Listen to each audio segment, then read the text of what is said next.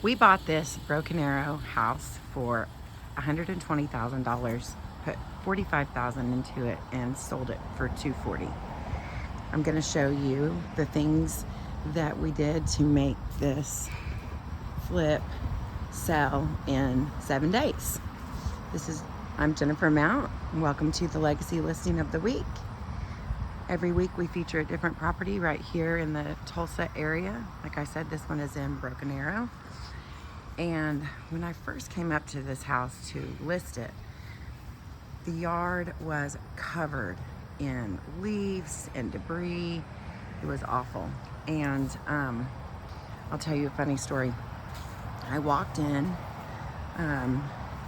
and the house was just so extremely cluttered.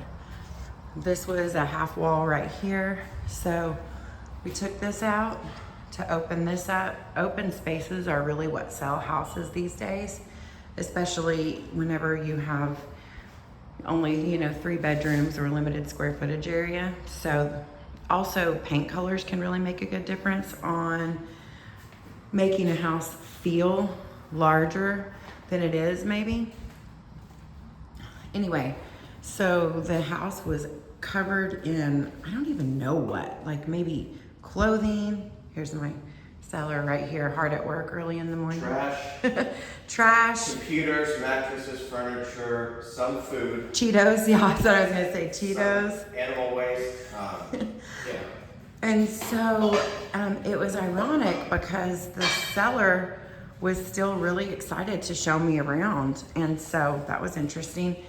And so as we're looking around, I'm having to really look past all of the things to see what was the potential. And so after we got finished with it, and I'm talking to Marcus this morning, and I asked him what was the biggest obstacle in the flip, and he said really it was how bad it was whenever we got it. Didn't you say it was 2 dumpsters? 2 20-yard dumpsters. 2 20-yard dumpsters. Just in trash. Of trash that had to be removed. So that's something that I would say to any investor or any person thinking about maybe getting into investing in real estate is a lot of times you have to be able to look past the current status of the property to see the potential. And so the funny story though is I didn't even really go in the bedrooms because honestly they were just so full of stuff. I really was just basing my recommendation on my friend purchasing this on the square footage, the price per square foot, what we could get it for, and then of course what it was going to cost him to rehab it. So see, the thing I love about working with investors that pay attention to detail is all of these little added extras really, really make a difference whenever a buyer comes in to see the house. So the backyard, another thing too, people love kitchens and bathrooms. So if you're considering doing a flip and you're wondering where's the most bang for your buck, you want to put it in the kitchen and the bathrooms. And I promise you, these bathrooms needed a lot of love, and they were given a lot of love. A lot of times now too, people are going with the gold fixtures, but I love these sinks.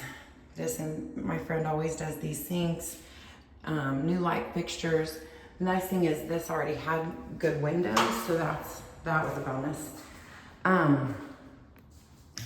Also just making things a little bit unique, even if it's not a huge space, is something that's gonna set the house apart from the other competition. So we put it on the market around the 4th of July, and we canvassed the neighborhood. That's part of what we do in our seller marketing. We passed out invitations to 100 of the neighbors, because a lot of times you want to live near your family or your friends. So neighbors can be a good resource to help you get a house sold. And we had an open house the first weekend, and I think we had 17 people through in that 2-hour time period. And we received 2 offers on the house, And we chose the offer that was obviously most desirable, and now we are closing today. But the funny thing I was going to tell you, so the seller was still excited about his house, and he was showing me around, and he said, do you want to come in the backyard? And I looked in the backyard, and the backyard was as cluttered, if not more cluttered, than the house. And I was like, no, I don't really need to go in the backyard.